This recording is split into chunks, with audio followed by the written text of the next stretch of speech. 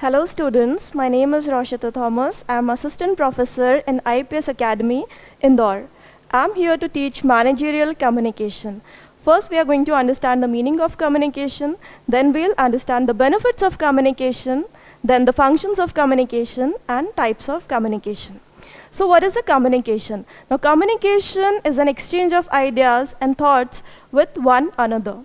Or we can say communication is a process of transmitting and receiving verbal and non-verbal messages. Now we are going to understand the meaning of communication in business context. What is the importance of communication in business? Now communication in business context means the exchange of messages between organizational people for bringing about desirable and target-oriented results. Now when a businessman starts a business, there is some reason, there is some purpose behind starting that business. The owner of the business or the businessman sets some goals, some objectives for the business, some targets for the business. Now that ideas, that thoughts, that target are in the minds of the businessman. Now he needs to express his ideas, his thoughts. That means what he wants in the business, what he wants to be done in the business, he's going to express that with the help of communication to other people, to with his teammates, with the staff members within the organization,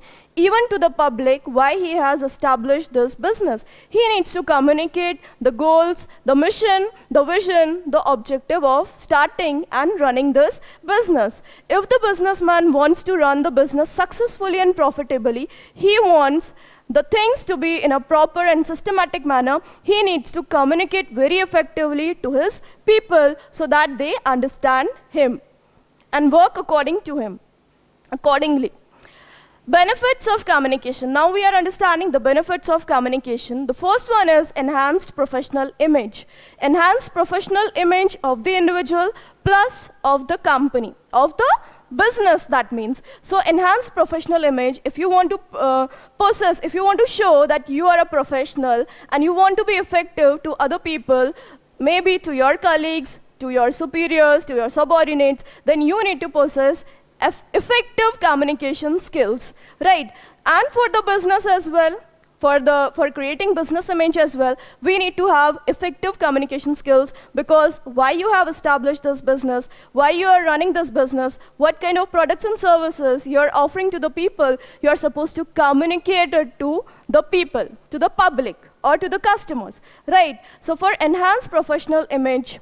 Next is increased productivity. Now increased productivity of the employees. Now the employees are going to work effectively and efficiently, and their productivity level is going to increase when they are communicated properly when they are communicated properly by their head or the managers. When the goal, when the objective is clear in their minds. Now it is clear what they are supposed to do, what I'm supposed to work, what I'm supposed to do.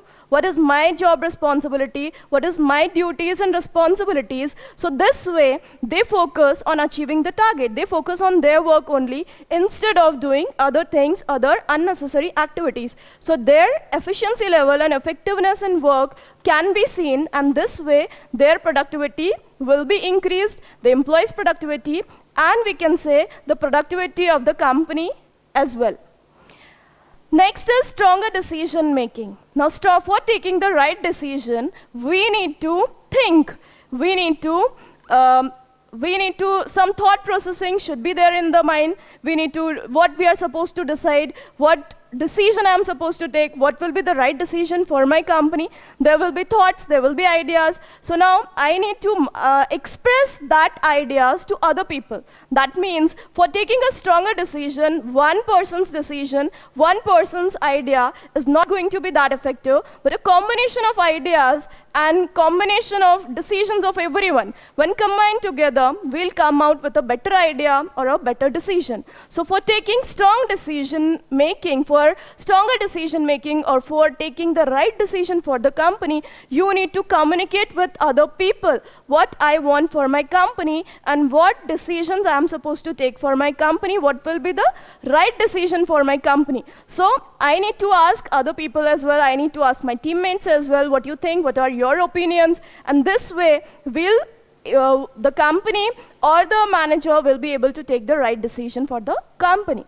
Now, quicker problem solving. Now, for quicker problem solving, personal problem, or we can say the company's problem. So, unless and until we communicate our problem, we are not going to get any answer or solution of it. So, we need to communicate. So, for that, we need to possess effective communication skills to get quicker solution for our problems. Next, benefits of communication.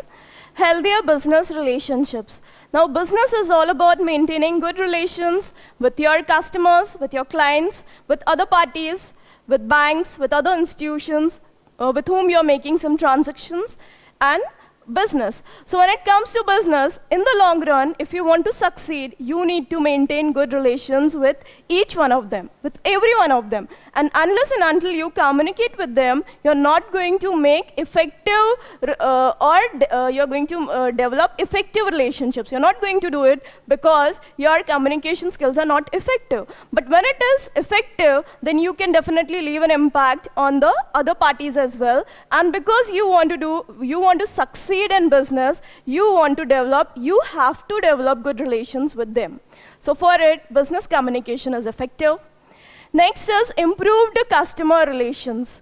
Now when it comes to customers, customer satisfaction is very important in business. So improved customer relationships, we need to communicate with our customers. We need to ask them, are they satisfied using or utilizing the products and services of our company? Or we need to ask them, we need to take their feedback. Are you satisfied using our products and services? Or do we need to make some improvement in that? So customer relationships, developing customer relationship, that will be possible through communication. Next is increased awareness among employees.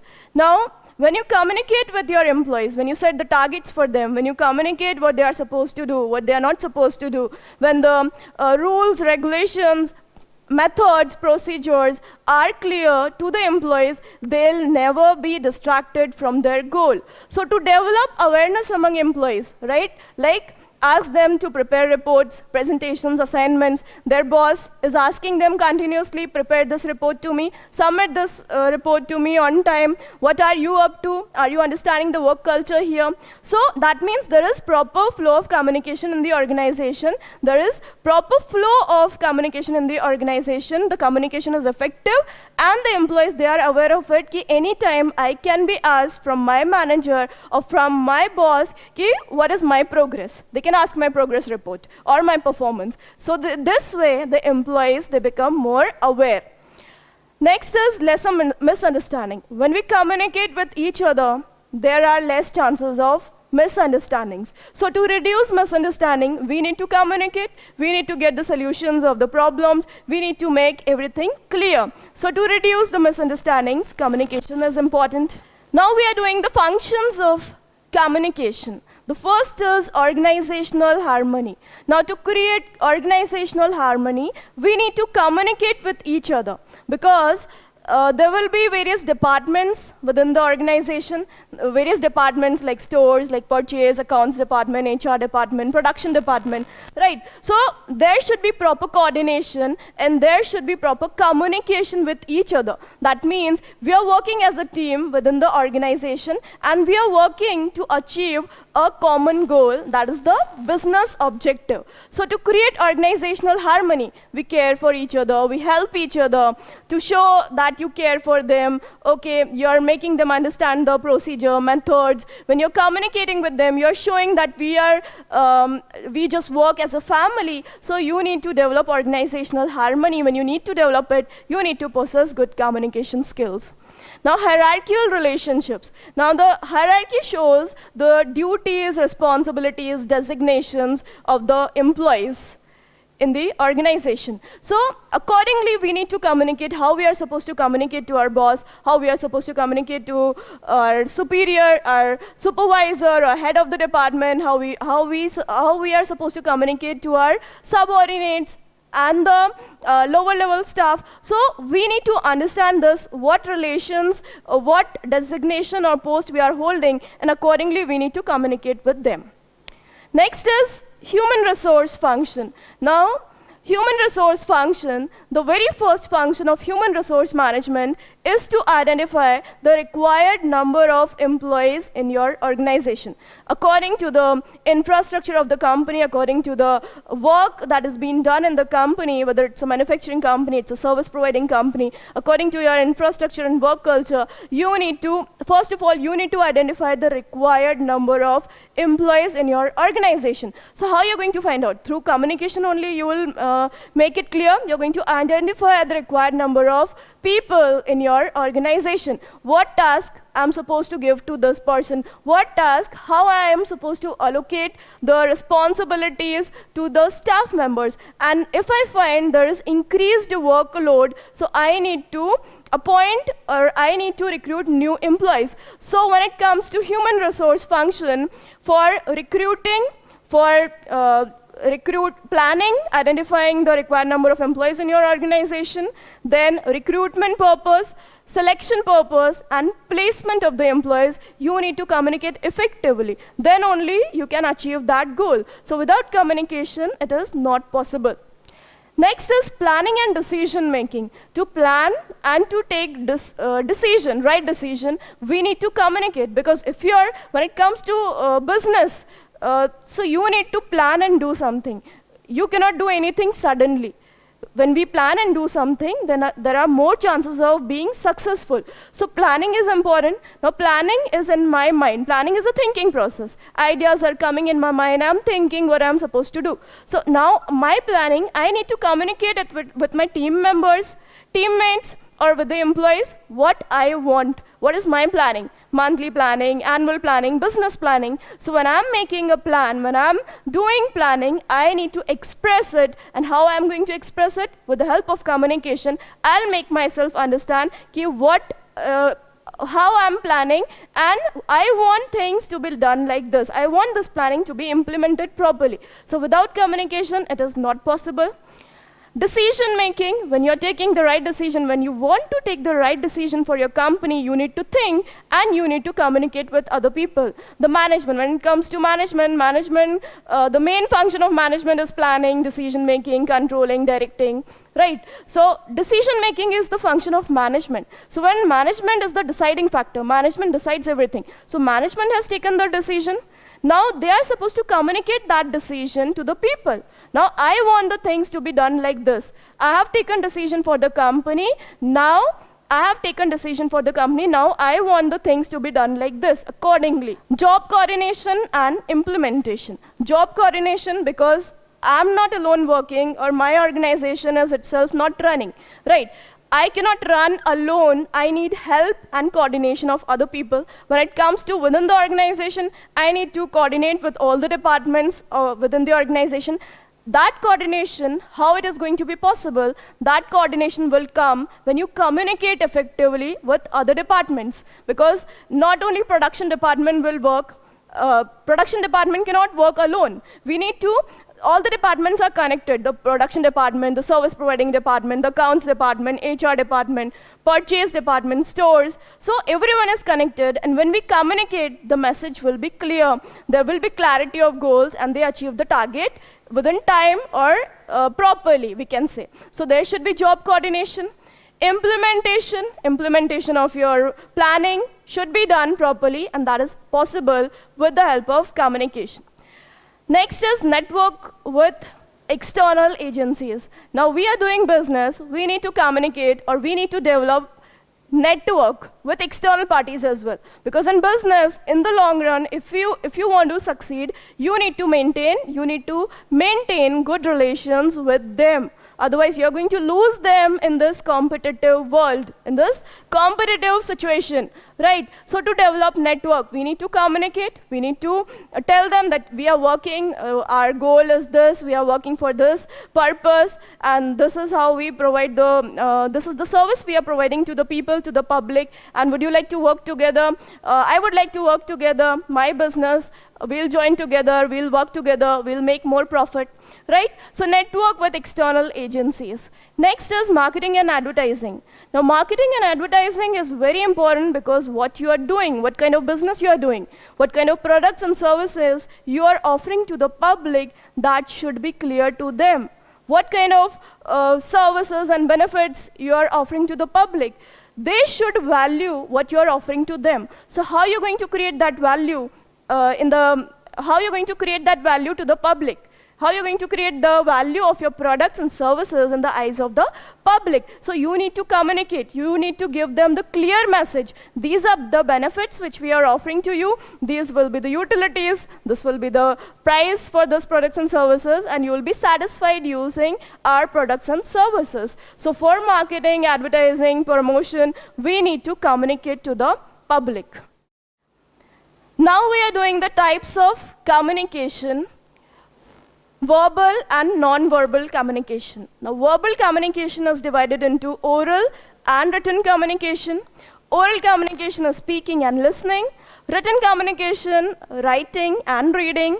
When it comes to non-verbal communication, we'll understand the facial expressions, gestures, body language, proximity, touch, personal appearance, and silence. Now we are starting with verbal communication: oral and written. So what are the advantages? We are doing the advantages of oral communication. The first one is spontaneous. Now spontaneous means you can start oral communication anywhere, anytime. That means it's instant in nature, spontaneous. Suddenly you can start communicating with each other, with the other party. So it's very easy to start an oral communication. Next is greater speed. When you want the message to be sent at a faster pace, at a greater speed, then you need to adopt oral communication. So it reaches at a very fast pace, very easily to the other party, at a greater speed. Next is instantaneous reception. That means when I'm communicating orally to you, you are able to grasp it at the same time. Instant reception means you're grasping it. I'm saying to you, I'm speaking to you, and at the same time, you're grasping the message, you're understanding it. So instant reception. Next is immediate feedback and clarification. When it comes to oral communication, you can get immediate feedback and you can clear it, right? So when I'm communicating with the public, or when I'm communicating to the listener, when I'm communicating it to the other person, when I'm getting feedbacks, I will get instant feedbacks, right? Positive feedback, negative feedback, it can be doubtful feedback, something like that. So feedback I'll get immediately. And if I get some confusing feedback, then I can clear that immediately. So there is immediate feedback, I will get immediate feedback, and I can clear it immediately as well. And this happens in oral communication. Next is persuasive. Now persuasive means oral communication is persuasive in nature. That means I'm communicating and the other person is also persuaded to speak. Like suppose I ask you, how was your day? How are you? How was your day? So the other person is supposed to reply me, and the other person is actually involved in the communication process, and he or she is going to reply, yes, I'm fine, my day was good. So that means it's persuasive. That means you can start the communication and you want the other person also to involve in the process. So it's persuasive. We want to talk and we continue it. Midway correction possible. Next is midway correction possible. That means oral communication, suppose in case I have misspelled a word or mispronounced a word or maybe I have used some incorrect word or sentences, so I can correct it at the same time. That means midway. In between also I can correct the message. So it is possible in oral communication. On the contrary, it's not possible in case of written communication. So oral communication, midway correction is possible. You can correct the information. Suppose you are speaking something else, the topic is something else, or the message, some sentences you have used, some words, inappropriate or incorrect word you have used, so you can correct it at the same time, immediately. Now social bonding.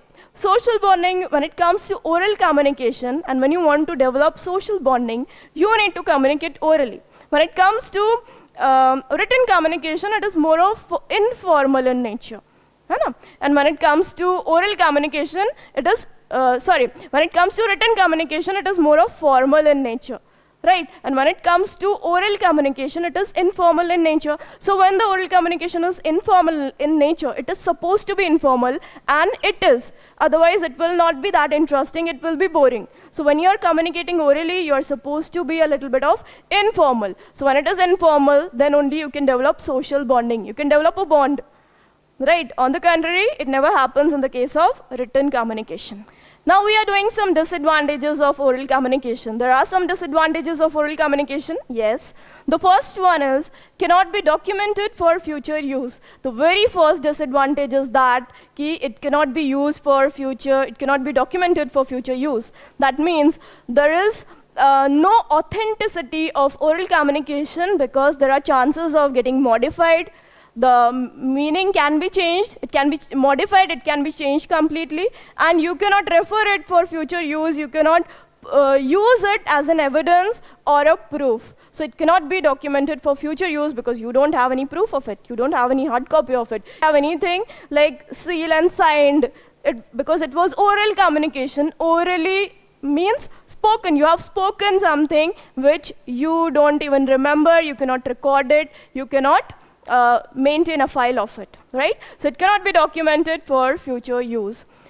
Next is limited time period for formulation of items to oral communication. Suppose you are given a task of doing a group discussion, or you're supposed to start a group discussion, or instantly when you're supposed to speak. So whatever at that comes in your mind, you're supposed to speak only that. On the contrary, if you're writing, if you're thinking and writing, maybe new thoughts will come across in your mind. But when it comes to oral communication, limited time period is there, so limited thoughts will be there on the spot. There will be limited spots. When you're supposed to take immediate planning for your business or anywhere, so when you take an oral decision, it will be hurried. Your planning will be hurried. Okay, we'll do this. It will be sudden, so hurried planning. When it comes to oral communication, you are not taking time to think, you are not making it, it will be in a hurried manner. It will be a hurried planning. Next is dependent on listening and attentiveness. The speaker is speaking very effectively. The speaker is speaking, the energy level of the speaker is very good, very high, but still, if the audiences, they are not listening, or their grasping power is low, or they are inattentive, so the communication will not be effective, because communication process is a two-way process. It's a two-way process. The speaker is speaking, that is not enough. The audience or the receiver of the message, they are supposed to understand it in the same manner or at the same level. They need to understand what the speaker wants to speak, what the speaker wants to make them understand, what the speaker is trying to make the audiences understand. So it totally depends on the listening and attentiveness of the audiences. Next, oral communication may waste time, because when you are orally communicating, you're going to elaborate it, you're going to describe it, you're going to add some stories, you're going to elaborate it, because it is orally. And oral communication cannot be short and sweet. On the contrary, written communication is supposed to be short and simple. But oral communication, you can add so many things in it, and you don't know what's the time, it will consume a lot of time. It may waste a lot of time. Next is dependent on memory. So now I have communicated to you orally. Now it completely depends on the memory of the audiences or of the listener. So what they have retained, what they have listened and what they have retained, that depends on the memory of the listener, what they have understood, what they remember. Next is responsibility cannot be fixed. Responsibility cannot be fixed. Orally, you cannot delegate the authority, or you cannot divide, or you cannot give just responsibility to anyone. It will not be that effective. So responsibility cannot be fixed because there is no proof of it. You told me to do that work, I was asked to do that work, I don't know, I don't remember. Your employee can say like this, anyone can say like this, right? So the disadvantage is responsibility cannot be fixed. Next is potential for distortion. Oral communication has the tendency of getting distorted. The message can be modified easily when it reaches to the second party, when it reaches to the third party. The communication, the meaning can be changed, it can be completely changed. It can be modified, plus it can be completely, whole message can be changed. So, oral communication has the potential of distortion. It can be distorted very easily. People can add their ideas, their thoughts, their decisions in oral communication. Next is no legal validity. When it comes to oral communication, you cannot present that in court. You cannot keep it as a proof or an evidence because you don't have anything actually. In real sense, you don't have, in actual manner, you don't have anything for a proof, as a proof. So there is no legal validity of oral communication. Now we are doing the advantages of written communication. The first one is creative process. When it comes to written communication, you are writing, you're thinking, you're writing, so more ideas will come, better ideas will come. So it's a creative process to write, to choose effective words, to choose proper words. It is supposed to be, when it is in written form, it will be a creative process. Next, aids memory. If you forget something, when you have written something, when you have noted down something, then it will help it. Okay, fine, it's human nature, we have brain, we have a sharp memory, then too, we need to keep some things to be, we need to record some things, and it is going to, written communication is going to help us. Accuracy. When it comes to written communication, that is accurate in nature. It is correct because when you write something, you think and you write properly, and it will be accurate, it will be correct.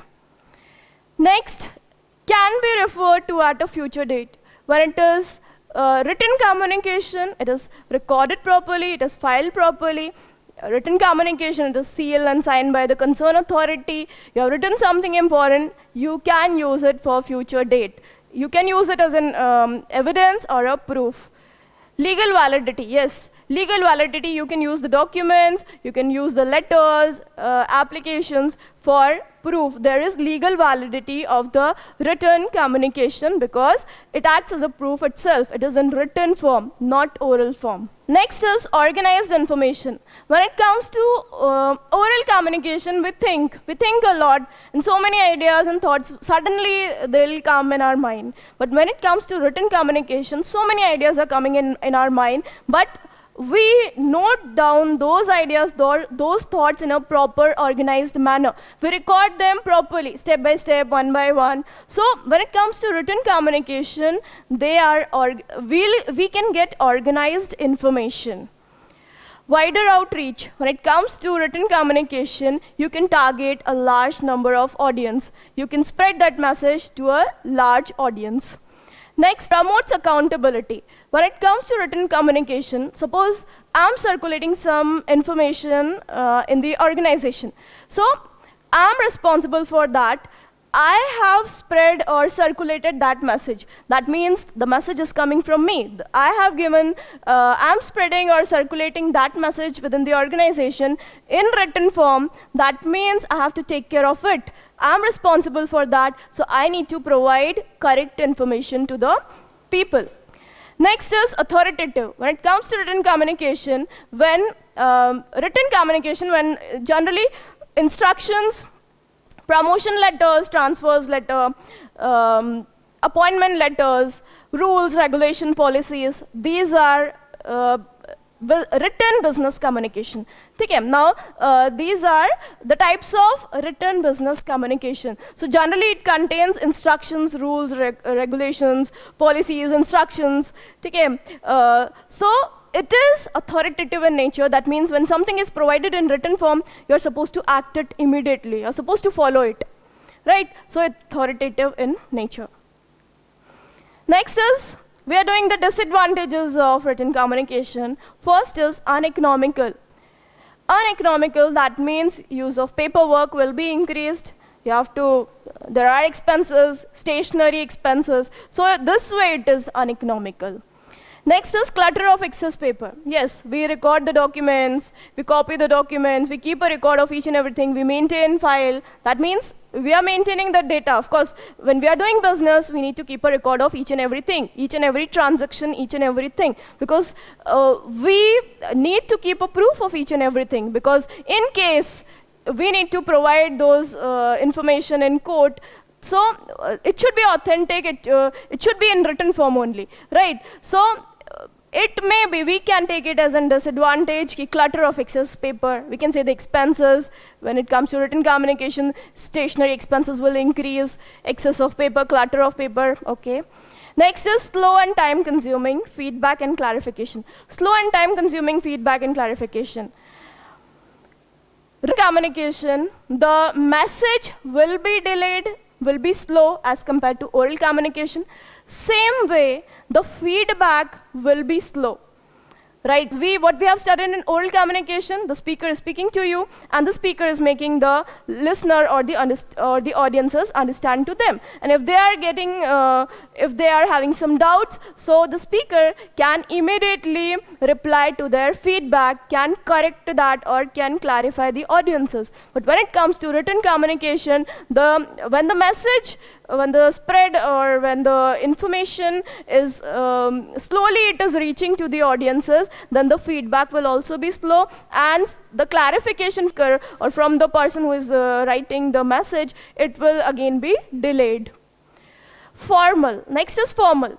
So written communication is formal in nature. When we are writing something, we need to think carefully and then we are supposed to write. So it is formal, it is to the point, it is simple, short and simple. Depends on literate skill. Depends on literate skills, the person who is writing the message or the person who is communicating. So that person should possess excellent communication skills, written and oral communication skills. So if the person writing the message is not possessing effective written or writing skills, then the message will not be effective, will not that much effective. Now we are understanding the non-verbal communication. Non-verbal communication, we express ourselves with the help of paralanguage, body language, more as compared to verbal communication. When it comes to verbal communication, we make ourselves understand only 7% of the times of the overall communication. And when it comes to paralanguage and body language, it covers the remaining part, that means 93%. When it comes to paralanguage, it covers almost 37%, and when it comes to body language, it covers 56% of the overall communication, of overall message. That means whatever we are explaining to the other people, they are understanding it more with our body language and paralanguage than verbally. We send messages verbally and non-verbally, right? So both ways we communicate. So the first one is head and facial expression. So head and facial expression, do we communicate with our head? Yes. Do we communicate with our facial expressions? Yes.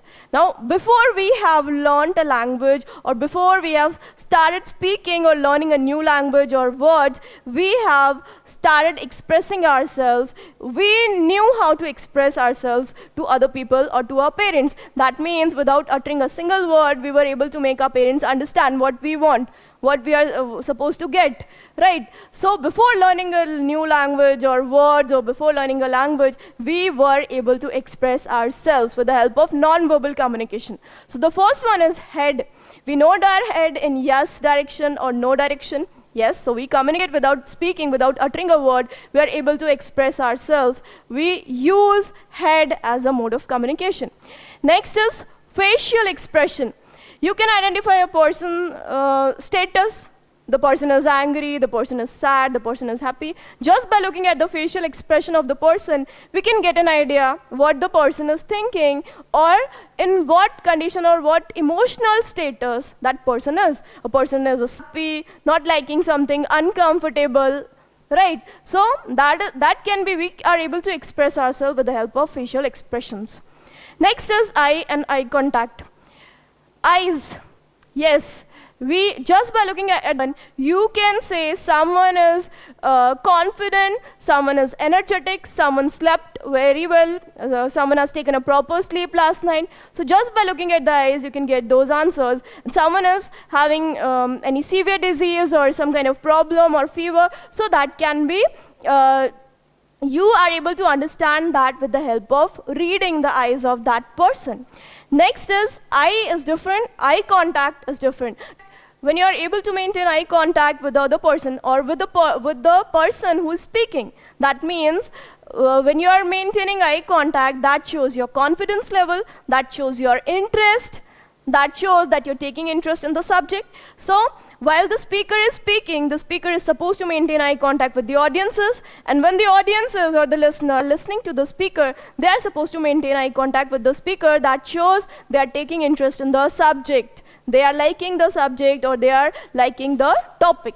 Right, so eye and eye contact. Next comes the gestures. Gestures, the hand movements, the limbs that we use to express ourselves or to explain ourselves. So with the help of hands, with the hand movements only, we are able to express ourselves nicely.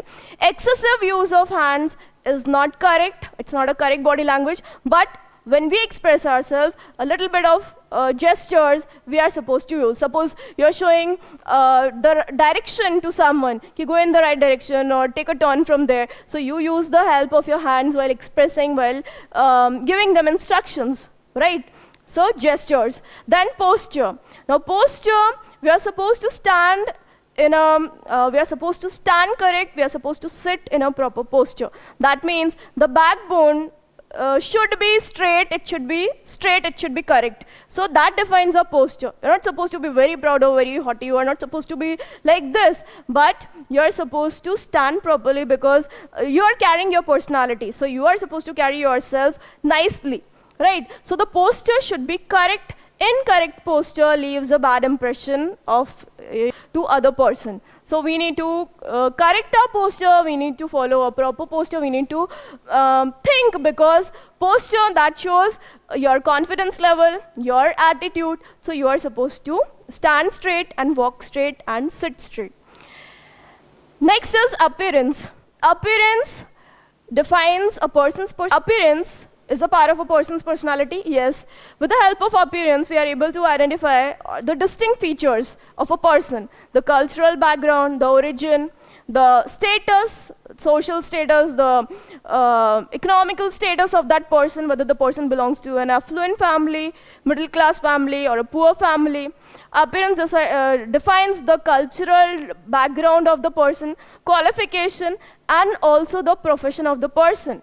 Right, so with the help of appearance, we are able to identify or we are able to understand a lot about a person.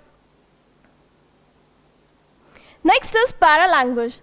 Now paralanguage, we can say, paralanguage means how something is said, in what sense, whether something is said in a sarcastic way, in a funny manner, or in a positive way, in a negative way. So that will be paralanguage. In what sense something was said or spoken, the tone of voice, that will be paralanguage, right? Voice, first one is voice. Voice of the person defines a lot about the person. When we get an answer, when we call someone, we get a hello. So just by hearing that hello, we are able to identify a person's educational level, person's cultural background, person's, we are able to understand whether it's a female voice, it's a male voice, it's how much qualified that person is, what is the educational background of that person. So just by getting a hello from the other person, you are not able to see that person. You are able to understand a lot about that person. Right. Next is volume variation. Volume variation should be there while you are speaking, otherwise it will be very boring, it will be so monotonous. So you are supposed to increase and decrease your volume.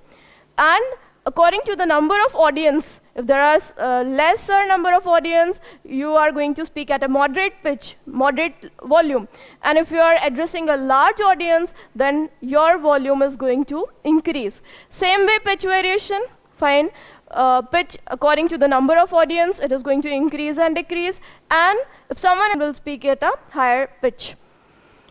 Next is speed of speaking and pauses. Speed of speaking, just by understanding, if the speed of speaking is very high of the person, we will understand this person is in a hurry. This person is in a hurry, right? So speed of speaking tells a lot about the person. The person is having so much of time, he's going to sit and talk for long hours, or the person is short of time, he needs to speak and he needs to go, he's in a hurry, right?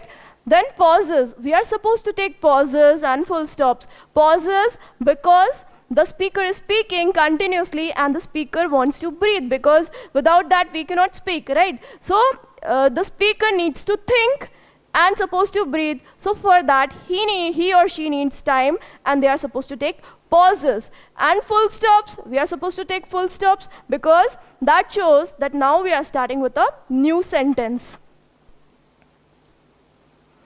Next is word stress. Now, paralanguage, how something is said, like I'm saying, I'm giving a stress on study hard, work hard. I'm giving a stress on this. Work hard, study hard for your exams. I'm stressing on the word study hard. So you are supposed to do that. That means I'm emphasizing on this. You are also to focus on this thing. Okay, I'm supposed to study hard. I'm supposed to work hard, right? Inflections. Now, inflections, you can say the sound or the utterance that comes when we speak a word or when we say something. Utterance that defines, that discriminates, or that shows our cultural background or our educational level. So the sound that comes when you speak a word, or a sentence, so that will be inflections. Next is non-fluencies. Non-fluencies defines a person's state of mind. Someone is very in a hurry, someone is short of time. That will be non-fluencies. He or she is not going to take any full stops. That will be non-fluencies. Next is proxemics. That is space language. Space language defines how much distance you should maintain or you should keep while you're talking at social level, personal level, at public level. So this defines how much distance we are supposed to maintain. When it comes to our parents, they are close ones, right? Personal space will be there. To our friends, to our siblings, with our parents, it will be personal space. So that means they can come closer to us and we can communicate. We are comfortable enough. When it comes to intimate space, that is only meant for the spouse. There will be least space in that case. When it comes to social space, when we are speaking at a social space, when we are standing and talking, a large gathering is there, friends are meeting. So social space, some known, unknown people are there. So at least we need to maintain a distance of 1 to 4 meters. When it comes to public speaking, you are speaking at a public platform, you are supposed to maintain at least 12 feet of distance, or we can say more than 4 meters. Right? That will be proxemics, that will be space language. Chronemics, that is time language. Time language is also there, chronemics is also there. Yes, there is time language. Time speaks, you can relate someone's characteristics by how much they value their time and how much they value other person's time. So that is chronemics, time language. Like suppose I have organized a meeting of 10 to 12 people, right? Now, 1 or 2 people, they are coming late. So what impression I am getting of them? This person is not interested in meeting.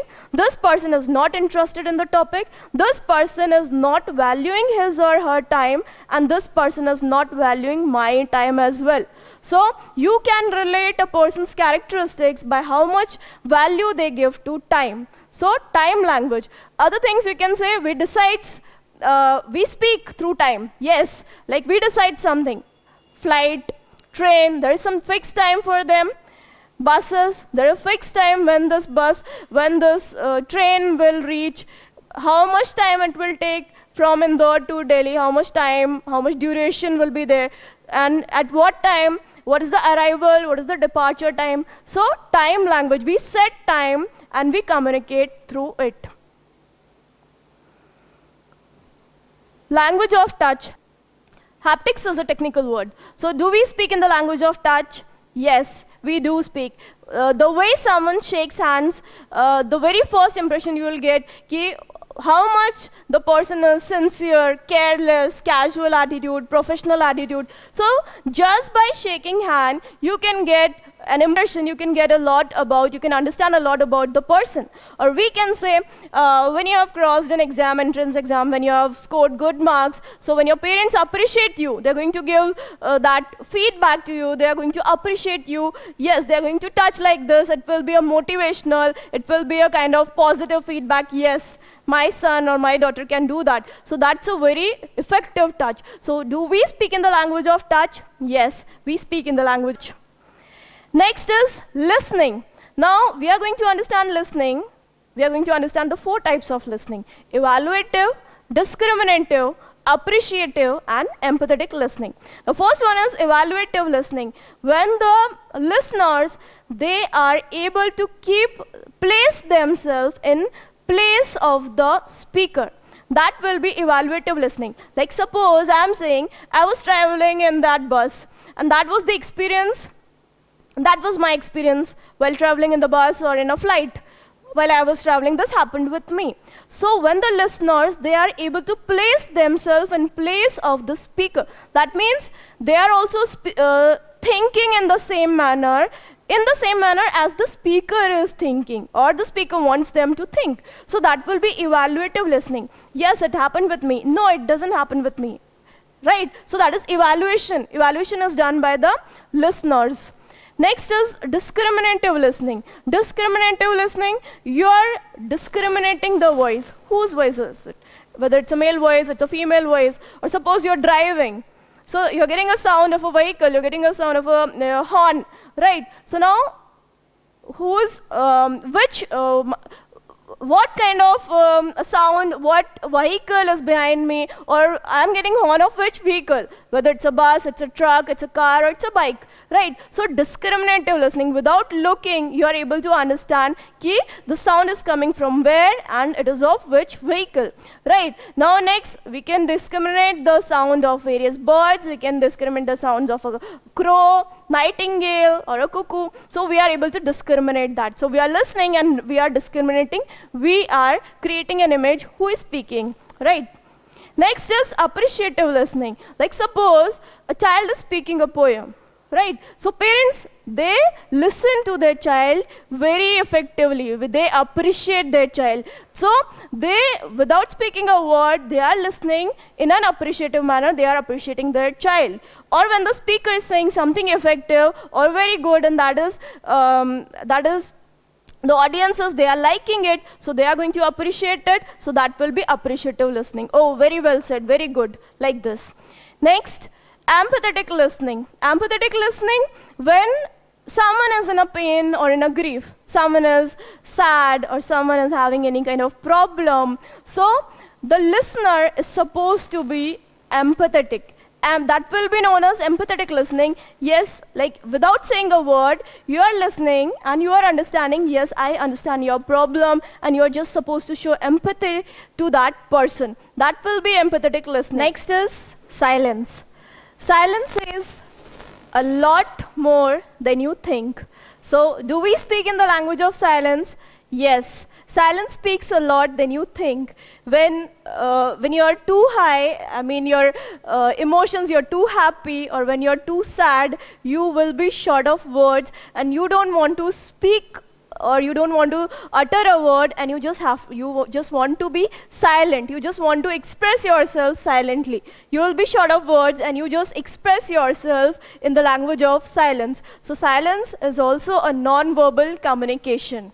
So here we have done the types of communication, verbal and non-verbal communication. Thank you.